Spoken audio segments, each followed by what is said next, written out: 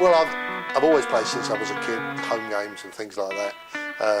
Never very seriously. Dabbled in the 60s at the Vic in the small £10 7-card stud game. Never ever won.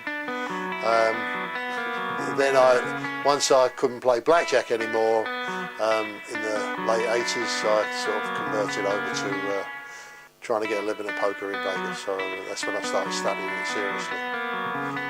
A game couldn't win to start with, impossible.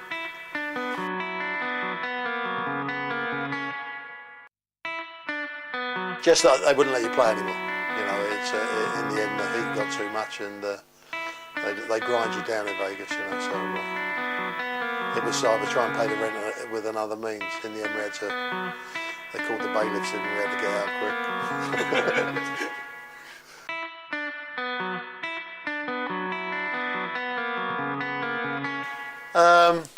This year at the World Series, the $178,000 for finishing 42nd. That's my best ever play date. 42nd. It's funny, isn't it?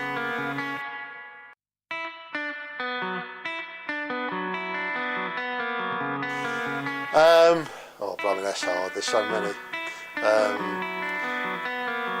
Tournament-wise, I'll probably say the obvious because he did have some sort of aura about him. I played on the same table as Phil Ivey 3 or 4 times. Last year at the World Series, World Series of Europe, I spent a whole day with him in the horse event. I spent another day with him in this year's World Series, and there is something quite intimidating about his presence at the table, and his reads were just incredible.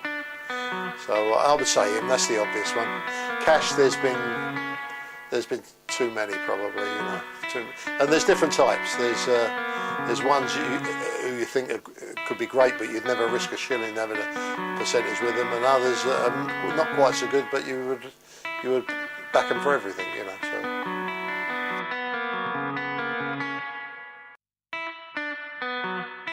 I didn't initially. I thought it was ridiculous. But then in hindsight, I suppose, as well as obviously suiting Harrah's, which is the only reason they've done it, it probably does suit the players eventually, because it gives themselves a chance to get something in place, you know.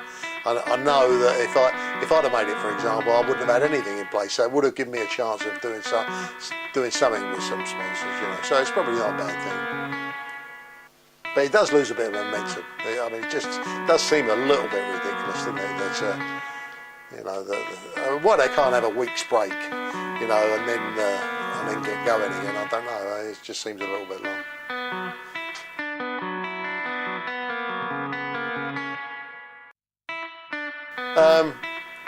Delighted as I reached every increment going up. Like, absolutely delighted. Absolutely sick when I went out. Which is the same as everybody, you know. It's quite incredible. I think I said in another interview, you know, I was in with a pal of mine, another blackjack player there who had a little piece of me, waiting to get the money, you know, waiting to get sorted out with the money. And as I went in there, another 4 people quickly went out after me, you know. So I'm in there, they're all in there. There's a guy kicking the waste paper basket, another guy's banging the desk, you know. I said I've never seen so many people so unhappy with 178,000. It's fucking ridiculous. They're all screaming and shouting, you know. It was actually my pal who said that. He says, you can't believe all these people with 178,000, you know. And that sort of brought it home, really. So I was delighted to get out of it, because it looked like I was going to have the worst trip I've ever had there, you know. So.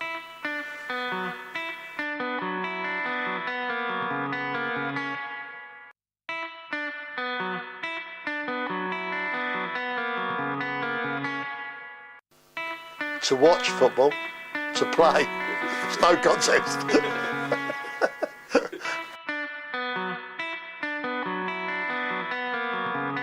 Yes, quite a few times, and as it stands, there's not a bar in legally now, because I've changed names in the last few years, and I've never had a bar in that hasn't been lifted under this new name. So I'm a free bird at the moment.